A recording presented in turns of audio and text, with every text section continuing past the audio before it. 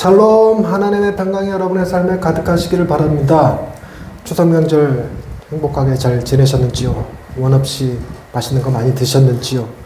또 가족들을 만나서 행복하셨는지요? 혹시 잘못 먹고 체하진 않으셨는지요? 혹시 형제들 간에 다투진 않으셨는지요? 지금도 여전히 고스톱 빼서 잃은 돈 생각하고 계신지는 않으신지요? 어쨌든 우리의 마음을 좀 이제 내려놓고 추석 명절을 하나님의 은혜 가운데 보냈다 고백하실 수 있는 시간, 그리고 그 하나님께 감사할 수 있는 시간이 되실 수 있었으면 좋겠습니다. 오늘 우리가 읽은 본문 말씀에 10명의 나병 환자가 등장을 합니다. 이야기의 내용은 되게 간단합니다. 10명 중 9명이 그냥 갖고 1명만 주님 앞에 들어와서 감사를 표했다라는 내용이죠. 그런데 이 본문 말씀을 두고 우리는 기본적으로 생각되어지는 것들이 있습니다. 첫 번째로는 이 10명의 나병 환자가 예수님한테 국류를 구했다는 것입니다. 13절 말씀에 소리를 높여 이르되 예수 선생님이여 우리를 불쌍히 여기소서 라고 외칩니다. 이것은 우리의 기도와 같은 거죠. 굉장히 유명한 기도를 키리오케라고 부르는데, 키리오케가 아닌데 그럼 가라오케 같은 말이 되지? 주여 우리를 긍휼히 여기소서. 키리오케 아닌데? 자우지간 그런 게 있어요. 꼭 설교 끝나면 생각날 거야. 맞다 그거 이런 거. 아이고 주여, 이거 뭐 생각 안 나면 설교를 이어갈 수가 없을 것 같은 느낌이지? 왜? 네. 키리오케. 지금 안 찾아봐요 누군가? 키리오케. 주여 우리를 긍휼히 여기소서. 이제 나이 들어갖고 이런 게 가물가물해. 맨날 입에 붙은 말이었는데. 주여 우리를 긍휼히 여기소서. 예? 비슷해. 예? 엘리엣은? 키리에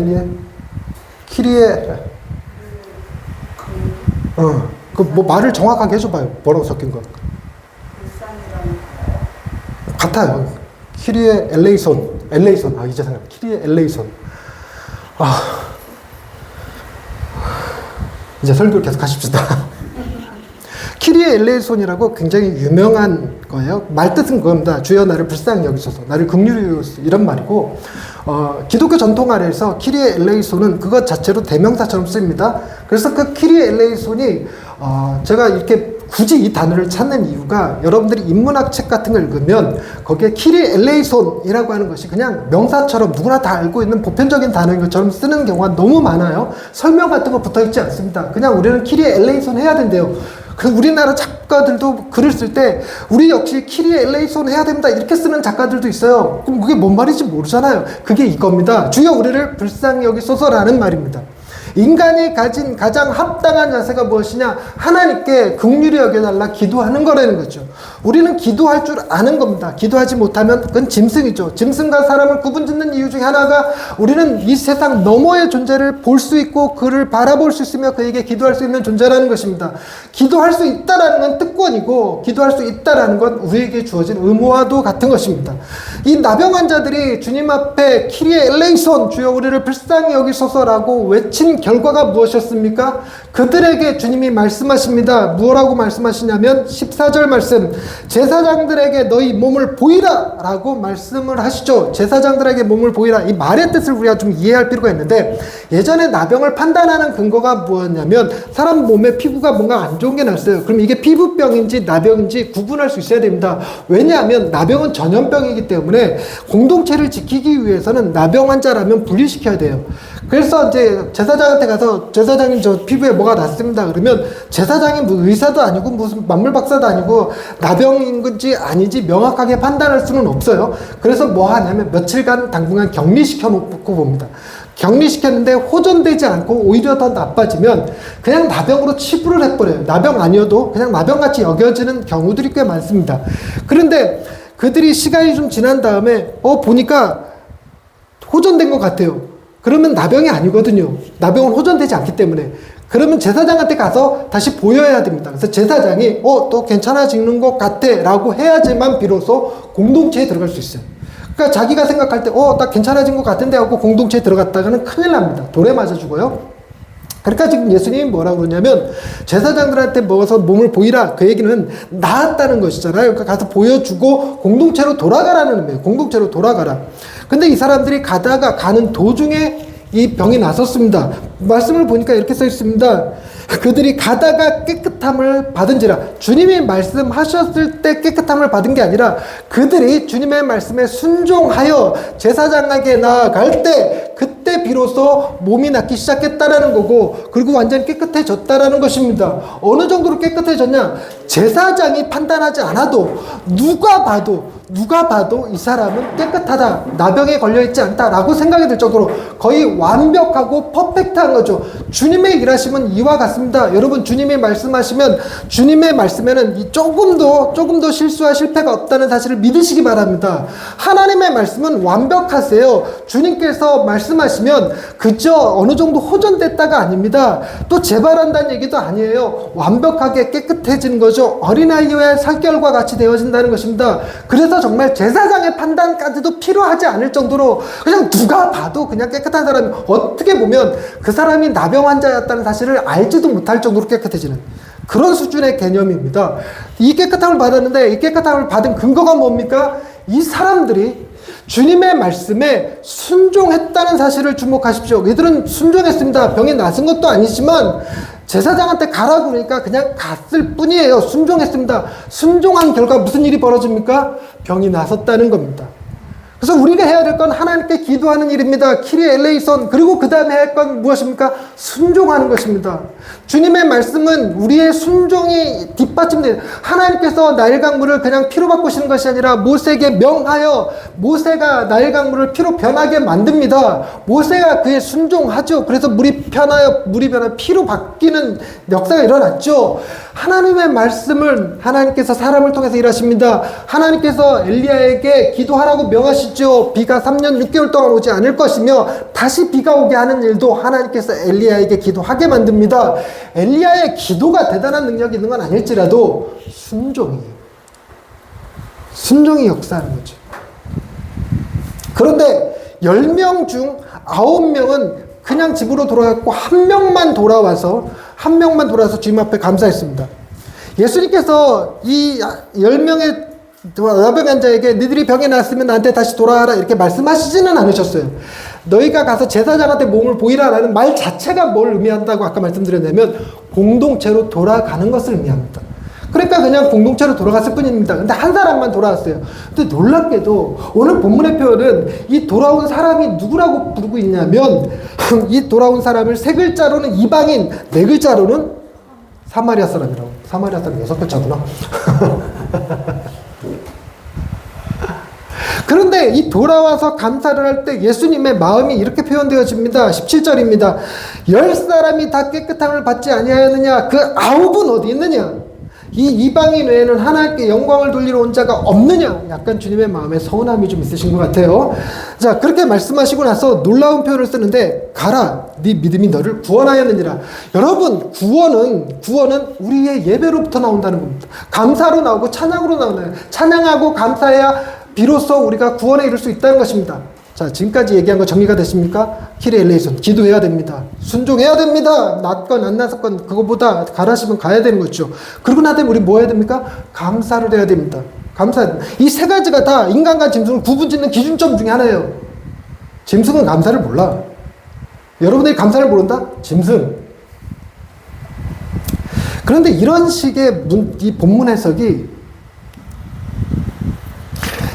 제 가슴을 자꾸 이렇게 불편하게 만들어요. 여기 안에 무슨 자갈돌 하나 들어있는 것처럼 불편하게 만들어요. 여러분, 우리는 기도해야 되는 거 압니다. 키리에 엘레이손 해야 되는 거 알죠? 근데 안 돼요. 우리는 하나님께 긍휼히 여겨달라는 것보다 뭐가 더 편하냐면 돈 많은 형님한테 꿔달라는 게 더 편해요. 동네 형한테 문제 해결을 위해서 상담하는 게 편합니다. 우리가 좀처럼 기도 잘 안 해요. 순종이요?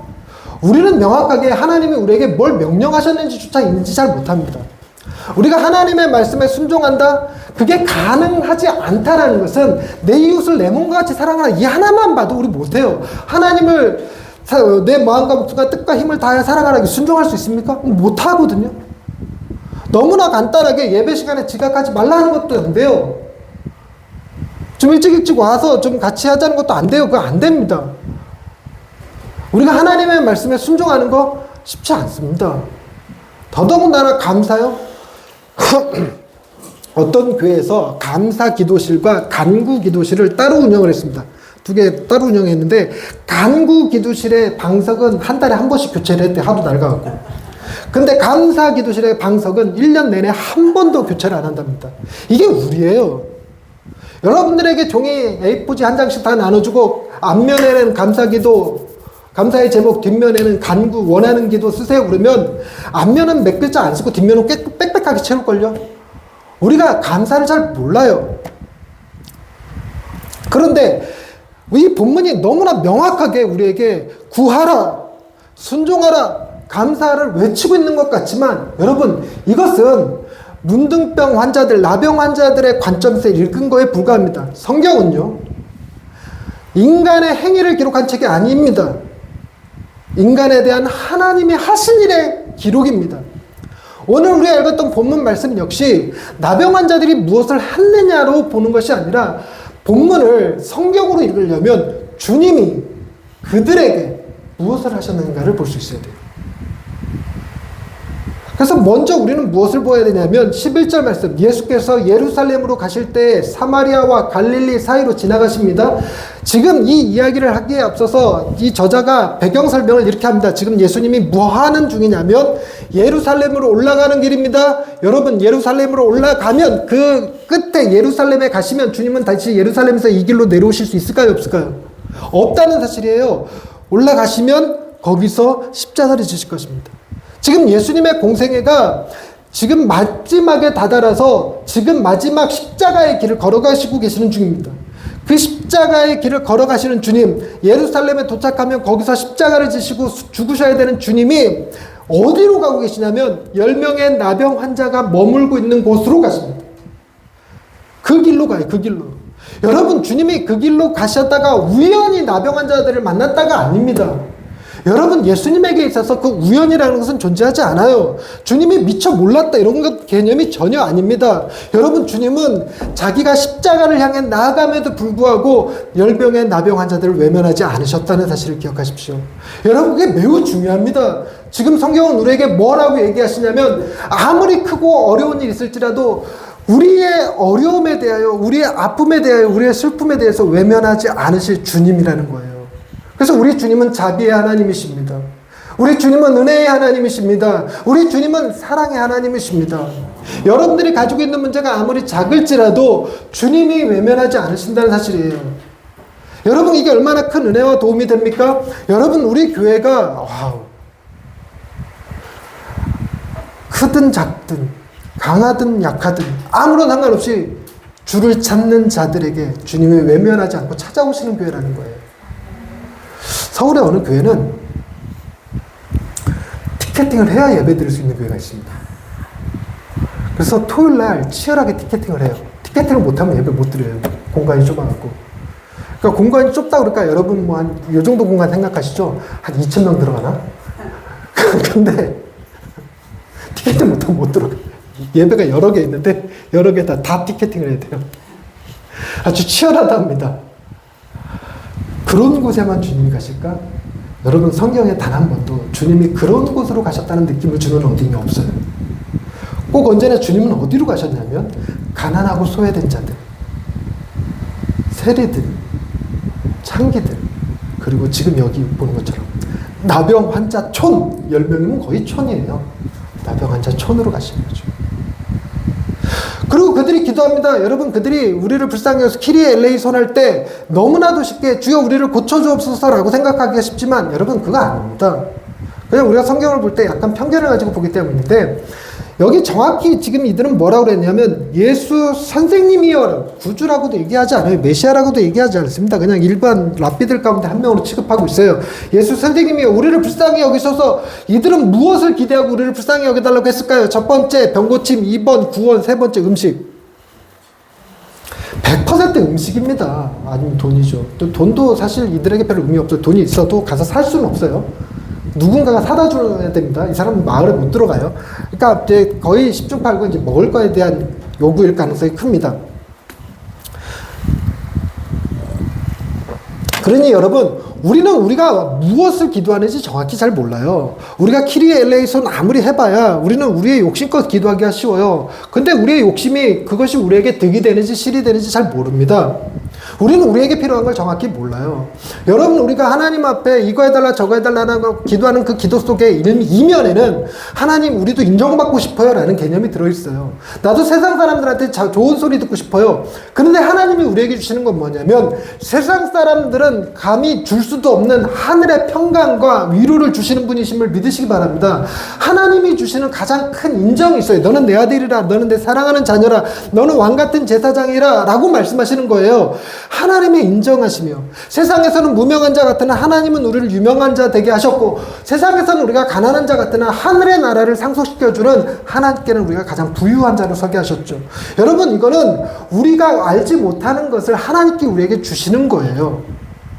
그래서 예수님이 뭐라고 하시냐면, 가서 제사장들한테 몸을 보이라 라고 말하는데, 여러분, 이게 정말 사람들이 이게 용기가 있지 않으면 못하는 일이거든요. 자기가 피부병이 난 것도 아니고 그동안 학대받고 무시만 하고, 더더군다나 10명의 나병 환자 중에서 한 명은 종족이 어디요? 사마리아 사람이에요. 사마리아 사람이 감히 제사장한테 간다? 있을 수 없는 얘기입니다. 사마리아 사람은 이방인보다 더 이방인 취급받았어요. 근데 그런 사람이 예수님께서 말씀하시니까 순종으로 나 제사장한테 가서 몸 보일 거야 이러고 간다? 그렇지 않습니다. 그리고 예수님께서 너희가 제사장한테 가서 몸을 보이면 병이 나을 거라라고 말씀하신 것도 아니에요. 이들은 지금 뭘 기대했을 가능성이 굉장히 크냐면, 제사장한테 가면 먹을 것이 있을까 하는 거죠. 여러분, 만약에 화목제라는 제사가 있습니다. 화목제. 그 하나님 앞에 자신이 소 한 마리 잡아서 하나님과 친밀함을 유지하기 위해서 드리는 화목제인데요. 화목제 조건이 뭐냐면, 소 한 마리 잡으면 해가 지기 전에 다 먹어야 돼요. 근데 아무리 대가족이라도 소 한 마리를 다 먹을 수 있는 집안은 없습니다. 그래서 이 화목제를 하나님 앞에 드리게 되면 반드시 누구의 도움이 필요하냐면, 이 배고픈 사람들의 도움이 필요해요. 우리 하인 같은 애들이 여럿 있어야 돼요. 배고픈 사람들이 있어야 되니까 그들은 화목제가 드려지면 몰려옵니다. 거지들, 가난하고 배고픈 사람들 몰려들죠. 그들이 있어야지만 화목제가 가능해져요. 그들과 함께 나누는 겁니다, 음식을. 그러니까 하나님을 사랑하는 것, 그것은 곧 이웃을 사랑하는 것이라는 개념을 화목제에서 보여주죠. 어쩌면 이 나병 환자들이 지금 화목제 드리나? 가면 먹을 거 있지 않을까? 이렇게 생각했을 수도 있다는 것입니다. 어쩌면 이들 가운데 진짜 믿음이 있어서 예수님께서 제사장한테 가서 몸을 보이라고 했으니까, 와, 제사장한테 가면 우리가 깨끗해지겠구나 라고 생각하고 그 믿음으로 갔을 수도 있어요. 제가 너무너무 싫어하는 것은 본문을 딱 두 가지 믿음으로 나눠서 설명하는 경우입니다. 병 낫는 믿음 따로 있고 구원 얻는 믿음 따로 있다는 겁니다. 그러니까 이들이 예수님께 기도했고 예수님의 말씀에 순종해서 가서 병이 나았다 할지라도 그거는 구원과 상관없다 이러고 설교하는 건 너무 싫어요. 믿음이 그렇게 구분되지 않습니다. 더더군다나 이 말씀은 우리가 앞에서 얘기한 겨자씨 하나의 믿음 갖고 그 믿음이 먼저 선행된 본문이에요. 겨자씨 하나, 그건 있어요, 없어요? 그 있는 것도 없는 것도 있는 것도 아니고 없는 것도 아니고 있다고 증명도 못해요. 있다고 생각하는 건 내가 찾았기 때문도 아닙니다. 주님이 내게 말씀하셨기 때문에 그냥 있는가 보다 하는 것 정도예요. 그 겨자씨 하나만도 안 되는 믿음 가지고 뭐 그렇게 대단하다 얘기할 거 아닙니다. 그런데 여러분, 우리의 믿음은 정말 별거 없는데 정말 대단하고 능력 있는 건 주님의 말씀입니다. 주님께서 죽은 나사로에게 무덤 앞에 쓰셔서 죽어갖고 장례 치른 지 3일이 지났어요. 시체가 썩기 시작합니다. 근데 그런 나사로에게 일어나라, 나오라 하면요, 나사로가 순종할 수 있는 게 아닙니다. 여러분, 죽은 자가 무슨 수로 순종을 합니까? 여러분, 말이 안 되죠. 죽은 자는 순종할 수 없어요. 죽은 자는 듣는 것도 안 됩니다. 그러나 나사로가 나와요. 주님의 말씀이 그 능력을 발휘하는 겁니다. 주님이 말씀하시면 죽은 자도 살아나요. 여러분, 바람과 파도가 무슨 귀가 있습니까? 주님이 말씀하신다고 순종해서 주님이 멈춰라 그러니까 나 멈춰야지 이러고 멈춥니까? 아닙니다. 바람과 파도는 들을 귀가 있는 게 아니지만 주님의 말씀이 능력 있는 것임을 믿으시기 바랍니다. 그걸 두고 많은 사람들이 예수님의 말씀을 두고 능력 있는 새 교훈이라고 그랬어요. 권위 있는 새 교훈이라고 그랬어요. 그가 귀신에게 명한지 귀신도 떠나갑니다. 즉 예수님께서 이 나병 환자들에게 제사장에 가서 몸을 보이라 그러면 이 사람들이요, 그 자신의 의지와 상관없이 그 말씀 자체가 그들에게 힘을 줘요. 제사장한테 가겠다는 담대함도 주고 용기도 주고 가면 될 것 같다라는 믿음도 줘요.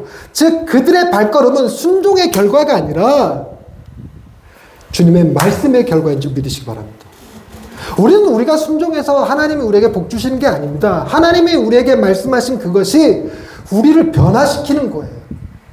우리가 예배하니까 하나님이 우리에게 은혜를 베푸시는 것이 아니라 하나님이 우리에게 은혜를 베푸셔서 예배 가운데 있는 겁니다. 주님이 예배 가운데 우리를 부르신 거예요. 여러분, 우리의 순종은 정말 보잘것없습니다. 그나마 그 순종마저도 주님의 은혜의 결과임을 믿으시기 바랍니다. 그래서 한때는 회개가 먼저냐 은혜가 먼저냐 갖고 치열하게 싸우던 시절이 있습니다. 그걸 메로우 논쟁이라고 부르는데, 이 은혜가 있어야지만 회개할 수 있다라는 주장을 하는 사람과 회개해야지만 은혜를 받을 수 있다라고 주장하는 사람들 간의 싸움이었죠. 굉장히 치열하게 싸웠습니다. 지금도 여전히 목회자들 사이에서는 은혜가 있어야지만 회개할 수 있다라고 주장하는 사람과 회개해야지만 은혜를 받을 수 있다는 주장하는 사람들이 좀 나뉩니다. 그래서 소위 회개해야지만 은혜를 받을 수 있다라고 주장하는 교회들을 우리가 보수적인 교단 이렇게 부르기도 하고요. 은혜가 있어야지만 회개할 수 있다라고 얘기하는 교단들을 주로 개혁교단들 혹은 진보교단들 이렇게 얘기합니다. 그럼 여러분의 목사님은 저는 회개가 먼저라고 주장할까요? 은혜가 먼저라고 주장할까요? 당연히 은혜가 먼저입니다. 은혜가 임하지 않으면 우리는 뭘 회개해야 되는지도 몰라요. 우리 죄를 깨닫게 하는 것도 은혜입니다. 우리 죄를 고백하게 하는 것도 은혜입니다. 주님이 십자가에서 우리의 모든 죄를 사하셨다고 선포하셨기 때문에 우리는 우리의 죄가 뭔지 깨달을 수 있었고 그걸 고백할 수 있었던 겁니다. 회개했기 때문에 용서받는 것도 아니에요. 용서가 먼저 주어졌습니다. 말씀이 그래요. 말씀이. 제가 여러분들한테 Put your hands up. 이제 알아들을 수 있는 사람들만 알아듣겠지만, 제가 여러분한테 나라 공중부양해 안 된단 말이에요. 그런데 주님이 우리더러 나르라고 말하면 나라요 전부 다 나를 겁니다. 주님이 우리에게 용사가 되어라, 군대가 되어라 하는 순간 우리는 마른 뼈일지라도 군대로 변화되는 줄 믿으시기 바랍니다. 그게 말씀이 가진 권위예요. 주님이 우리에게 그렇게 말씀하신다고요. 우리의 순종을 기대하는 게 아닙니다. 주님의 말씀이 그 능력을 베풀어요. 더더군다나 놀라운 건 뭐냐면, 주님이 말씀하시면 10명의 나병 환자가 다 주님 앞에 와서 감사할까라는 것을 기대했을까요? 천만의 말씀입니다. 9명은 돌아오지 않을 것을 주님은 아셨어요. 더더군다나 그 9명은 본문의 의미상 유대인들입니다. 그 유대인들이 하나님께 돌아와 감사하지 않을 거라는 걸 아셨어요. 그럼에도 불구하고 그들을 제외시키지 않으셨다는 사실을 기억하십시오. 주님의 은혜가, 주님의 말씀이 감사할 것을 전제 조건으로 행하지 않으신다는 것입니다. 여러분, 매우 중요한 개념이에요. 그래서 오늘 본문 말씀을 토대로 여러분 은혜가 무엇인지를 다시 한번 정리해 보자면, 은혜는요 자격을 따지지 않습니다. 네가 유대인이야? 네가 이방인이야? 자격을 따지지 않아요. 은혜는 자격을 요구하지 않습니다. 두 번째로 은혜는 조건을 요구하지 않습니다. 네가 얼마나 신실해? 네가 얼마나 착해? 이런 거 따지지 않아요. 저들이 나병에 걸렸을 때는 많은 사람들이 저들이 죄인이라고 생각했어요. 근데 주님은 그걸 전혀 따지지 않습니다. 그래서 은혜는 자격을 요구하지 않고 조건을 따지지 않습니다. 뭘 요구하지 않는다? 자격을 요구하지 않습니다. 여러분들이 한국 사람이냐 미국 사람이냐 부자냐 가난하냐 따지지 않습니다. 조건을 따지지 않습니다. 여러분들이 기도를 얼마나 열심히 하느냐 하는 이런 말은 좀 그런데, 헌금을 얼마나 많이 내느냐 안 내느냐, 성경을 책을 얼마나 읽느냐 안 읽느냐, 그런 걸 따지지 않습니다. 기도했기 때문에 은혜를 받는 게 아닙니다. 예배를 드렸기 때문에 은혜를 받는 게 아닙니다. 성경을 읽었기 때문에 은혜를 받는 게 아닙니다. 은혜가 있으니까 비로소 기도도 하고 예배도 드리고 성경도 보는 거예요. 은혜는 조건을 따지지 않습니다. 그리고 너무너무 중요한 거, 은혜는 대가를 요구하지 않아요.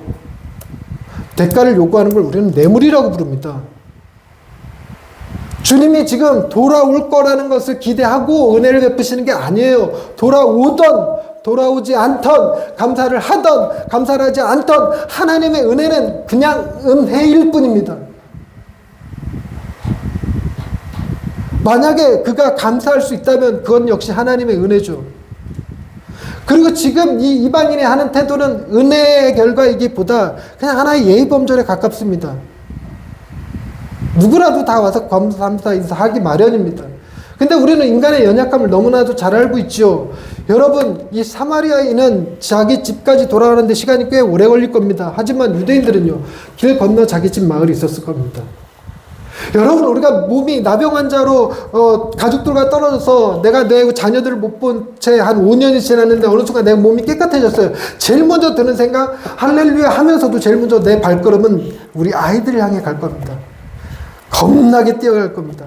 가서 끌어안을 겁니다. 나 깨끗해졌다고, 나 이제 너랑 같이 살 수 있다고, 우리 같이 밥 먹을 수 있다고 끌어안을 겁니다. 인간의 그런 마음을 주님이 모르시는 것 아니실 거예요. 전혀 대가를 요구하지 않습니다. 자, 은혜는 세 가지가 없습니다. 뭐가 없다? 자격, 조건, 대가가 없습니다. 그게 오늘 본문에도 너무 명확하게 드러나죠. 그리고 구원 얻는 믿음, 구원 얻는 믿음이라는 것 자체가 존재하지 않아요. 보세요. 19절에 그에게 이르시되 일어나 가라, 네 믿음이 너를 구원하였느니라 라고 말씀하셨을 때 이 구원이 영혼의 구원인지 질병의 치유인지 알 수 없어요. 지금 10명의 다른 나병 환자들, 9명의 다른 나병 환자들 병이 났었는데 주님이 그걸 뭐라고 그러냐면 그들도 믿음으로 나았다는 거예요. 지금 돌아와서 고백한 사람만이 그 사실을 듣는 것 뿐이죠. 지금 이방인이 주님 앞에 나와서 엎드려서 감사했기 때문에 다른 사람들은 병만 났었을 뿐이지만 이 나병 환자, 이방인은 구원의 문제까지 해결받았다라고 생각하는 건 억지입니다. 그리고 하나님이 사람을 그렇게 차별하지 않아요. 더더군다나 돌아간 사람은 유대인입니다. 그러니 본문을 통해서 우리가 읽어야 되는 캐치 포인트가 뭐냐? 여러분, 사마리아 사람은 구원받을 수 있어요, 없어요? 그때 당시의 개념 속엔 사마리아 사람 구원 못 받습니다. 더 심하게 얘기해볼까요? 사마리아 사람 중에서 나병 걸린 사람이에요. 나병 걸렸어요. 그럼 더더욱이 구원 못 받습니다. 근데 지금 본문은 뭘 부각시키고 있냐면 사마리아 나병 환자가 구원받았다는 사실을 지금 명확하게 펼치고 있어요. 여러분, 예수님께서 십자가에 달려 죽으셔서 우리에게 베푸시는 구원은 유대인들에게 한정되지 않는다는 사실이 명확하게 여기서도 드러납니다. 그가 사마리아 사람이든 나병 환자든 하나님의 구원은 모두에게 임한다는 거죠. 하나님은 우리 모두를 사랑하신다는 사실입니다. 이게 핵심이죠. 여러분, 우리가 성경을 읽을 때 우리가 무엇을 해야 하는지를 보는 게 아니라 주님이 우리에게 무엇을 하셨는지를 보셔야 됩니다. 그래서 오늘 더욱 중요하게 보셔야 될 건 뭐냐면 결론입니다. 주님이요, 그냥 말씀만 하셔도 그 말씀에는 어마어마한 힘이 담겨져 있어요. 능력이 담겨져 있습니다. 그 제사장에 가서 내 몸을 보이라라고 말하면 그걸 순종할 수 있는 힘, 걸어갈 수 있는 힘, 용기, 담대함만 주시는 것이 아니라 그냥 걸어가는 도중에 깨끗해지는 놀라운 역사까지도 일어납니다. 여러분, 거기엔 우리가 조금도 의심하지 않아요. 왜냐하면 그 예수님이 뭐 하신 분이냐면 빛이 있으라 하심에 빛이 존재케 했던 분. 없는 것에서 무엇이든 부르면 다 존재케 만드는 힘입니다. 무에서 유를 창조하는 능력이세요. 하나님이 세상을 말씀으로 창조하셨다라고 말씀하실 때 그 말씀이신 분이 예수님이십니다. 근데 그 예수님이 지금 어디를 향해 가고 있는 중이라고 말씀하고 있나요? 예루살렘으로. 뭐 하러 가시는 중이시나요? 십자가를 지러 가시는 중입니다. 말씀만 하셔도 그 말씀의 힘이 모든 것을 해결하실 수 있는 분이 인간의 모든 죄를, 우리의 모든 아픔을, 우리의 모든 슬픔을, 우리의 모든 허물을 친히 생명으로 담당하시려고 십자가의 길을 가십니다. 그리고 십자가에서 온몸에 물과 피를 쏟으시고 사람들의 조롱을 견뎌내시고 태양이 빛을 잃고 하나님이 외면하시는 그 상황을 거치신 이후에 주님이 이렇게 말씀하십니다. 다 이루었다. 여러분, 주님이 다 이루셨습니다. 우리가 무엇을 보태야 되는 게 아닙니다. 주님이 다 이루셨습니다. 필요한 대가 지불은 주님이 그분의 생명으로 다 하셨습니다. 우리가 받아야 되는 심판, 진노, 주님이 남김없이 다 받으셨습니다. 그러니 우리가 감당해야 될 그 어떤 것도 존재하지 않고 우리가 해야 될 그 무엇도 존재하지 않습니다. 주님이 다 이루셨습니다. 그냥 하신 말씀보다 더 강력한 파워와 힘을 지니죠. 십자가에서 그 고통을 다 견디시고 그리고 하신 말씀입니다. 다 이루었다. 우리에게 필요한 건 주님이 다 이루셨습니다. 우리가 기도해야지만, 우리가 순종해야지만, 우리가 감사해야지만 받을 수 있는 것이 아니라 주님이 다 이루셨고 우리에게 선물로 주셨습니다. 그분이 다 이루신 결과가 우리의 삶을 바꾸는 거예요. 그분이 이루신 그 사랑이 우리를 변화시키고 우리를 감동시키는 것입니다. 여러분, 본문의 힘을 보십시오. 주님이 다 이루셨다 말씀하실 땐 우리가 사마리아인일지라도, 우리가 감사를 모르는 사람일지라도, 우리가 사회에서 소외받고 버려진 나병 환자일지라도 예외가 되지 않습니다.